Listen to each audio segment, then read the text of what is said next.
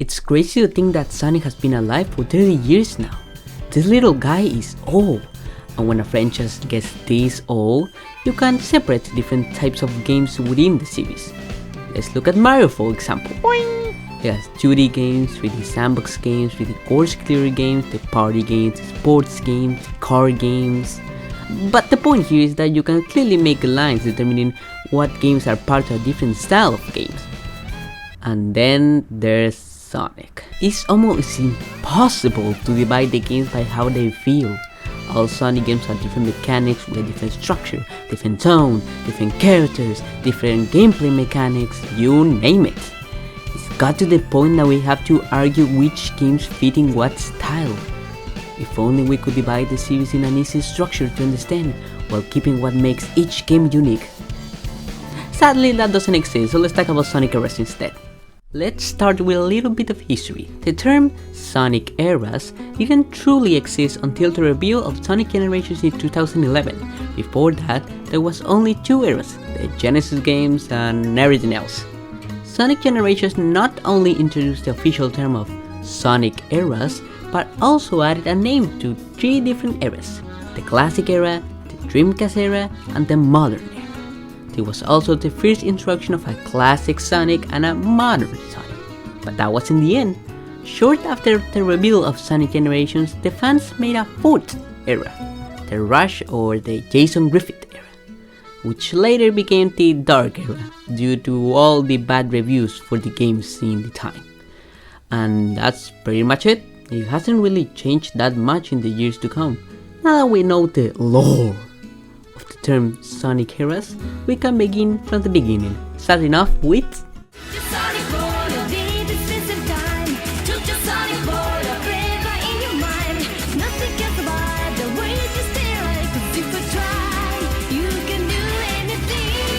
I'm out of here!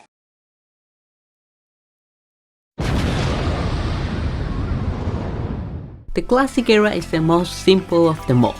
It includes the 4 Genesis games and Sonic CD, also known as the Classic games. It represents the origins of the series and the impact it made all the way back in 1991. Opinions of this era are quite positive. Recently there has been a little wave of hate to the classics, from bad level design to lots of glitches, but most of the hate it gets is the treatment of Sega and the Sonic social media. From Generations onward, many elements like levels, music, and even classic Sonic itself have appeared in almost every Sonic game ever since, and some people are blaming the classic fans for saying the 2D classic games are the only good games. Despite this, we can't forget that it was the era Sonic was most well known for being a giant in the video game industry, and it should be respected as such.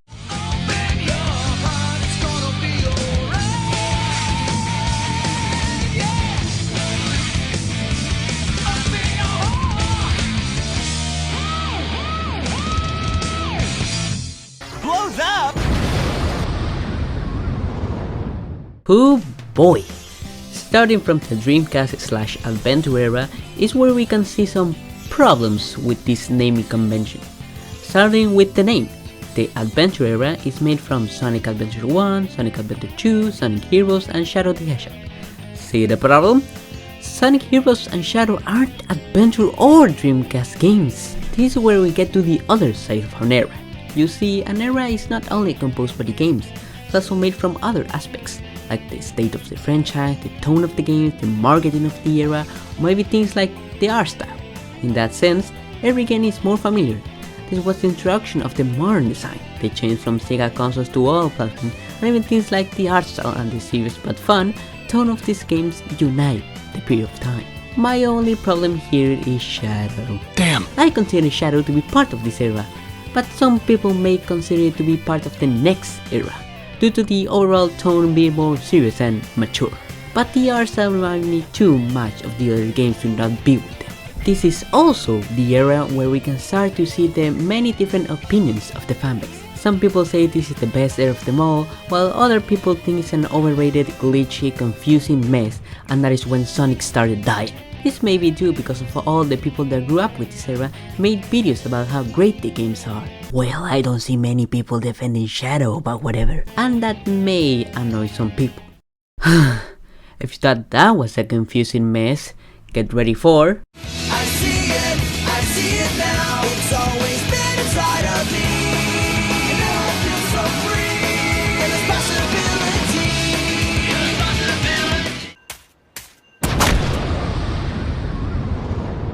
The Dark Age consists of the following games: Sonic 06, Sonic and the Secret Rings, Sonic Unleashed, and Sonic and the Black Knight. So, let's address the elephant in the room, the name. Why is it called the Dark Age? Most people may think this because all the games are bad, or at least not as good as the best. While that may have some truth in it, I think it's called the Dark Age because of the overall state of the franchise. It's all because of Sonic 06. Despite your opinion of the actual game, it's a fact that the game was bombed by critics and fans at the time.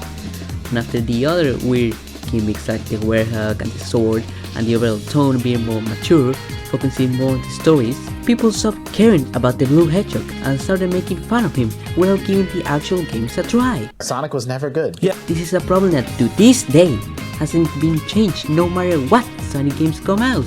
In a more positive note, the Dark Age era recently started getting more positive attention from the fans. This may be due to the people that grew up with these games are becoming old enough to speak about the good things that these games had, all the weird gimmicks and the more serious storylines, the reasons why the games were hated in the first place, and now the reason why people love this era of the franchise. I personally don't think it's one of the best eras of the Blue Blur, but I can see the positive of this era that other games in the series don't have. With all that being said, this is still not the most controversial era of the franchise. The title goes to... Just take my hand, we're gonna reach for the stars tonight.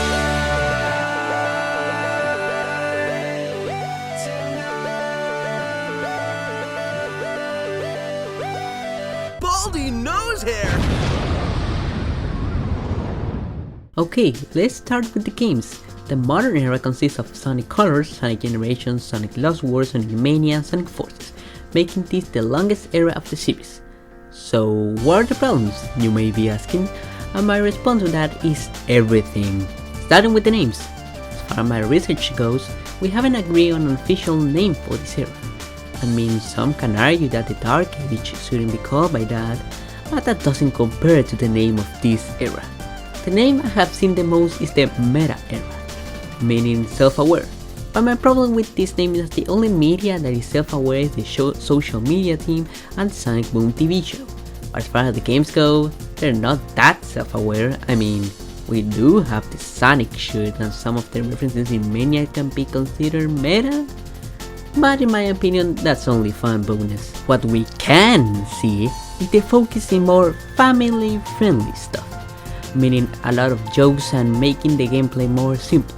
The change in direction may be due to the bad reception the games from the Dark Age got, but it can also be because Sonic Colors was made for the Wii, a console that was very popular due to the casual market, and after the success from that game, the decision of keeping the light-hearted tone remained.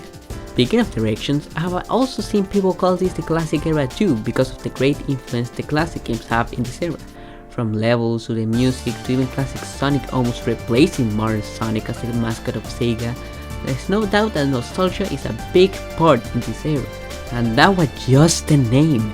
Don't get me started with the fan reception, it's all over the place. Some people think this is a comeback from the Dark Ages, while some people think Sonic is dead and the Sonic we have now is completely different from the icon that it was before. As for me, I have mixed opinions. In one hand, I love Sonic Generations, Colors, and Sonic Mania is one of my favorite games of all time, and the memes from the social media account made me laugh from time to time. But in the other hand, many elements like the interesting stories, the great characters, and the fun gameplay are sorta lost in the newer games, especially in Sonic Forces. I'm looking at you, Tails. In the end, I think the main problem with this era is the fact that this is the latest era of the franchise. So people wanted to change to their liking. Thankfully, Iizuka has said in a recent interview that they want to make the new game an advancement in what a modern Sonic game can be. So who knows, we may be approaching a new era in the series. Maybe that way people can appreciate this era for what it is instead of what they want it to be. We still need to work on that name though. So that's it. I'm finally free. I can stop talking about a random concept no one cares about. Right? Right? Gotcha! There's still more! Sonic Underground. Sonic Underground. I long for my children, but I have to wait. To act too soon could seal their fate. They made a vow their mother will be found. Sonic Underground. Probably most of the people watching this video already knew what the Sonic eras are, but are also thinking, what is this guy gonna talk about? And I don't blame you. These next two eras aren't that important, and some people may consider them to be part of the other official eras. But f*** it, I'm bored.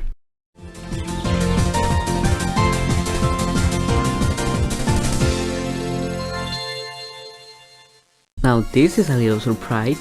The first Dark Age is the period between Sonic 3K and Sonic Adventure. In terms of games, the only notable ones are Sonic 3D Blast, Sonic R, and Knuckles Chaotix. Also, something that I should have said before, spin-offs and handheld games also count towards the corresponding era. For example, Sonic 1 8-bit is part of the classic era, Sonic Advance games are part of the adventure era, etc. Even including that, this era has like, what, Triple Trouble and Sonic Labyrinth? This era is only known for not having big games, killing any chance the Saturn had. I don't blame you if you think this is not worthy of having its own era, but it's fun to look at the dry times of the series. What is not fun is looking at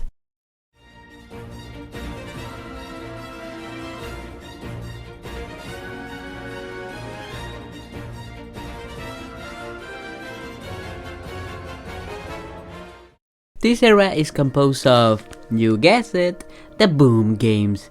Some people may argue that this is part of the modern era, but in my opinion this period is different enough to get its own section. This was a rough period for Sonic fans. Just after everyone thought Sonic was making a comeback with Sonic Colors and Generations, Sega drops the bomb that's called Sonic Boom Rise of Lyric. Sonic once again became a joke in the gaming community. Everyone hated the game, from the awful designs to the terrible level design and the unacceptable glitches, even for Sonic standards. It got to the point fans like me started thinking if Sonic was completely dying. But to be fair, not everything was bad.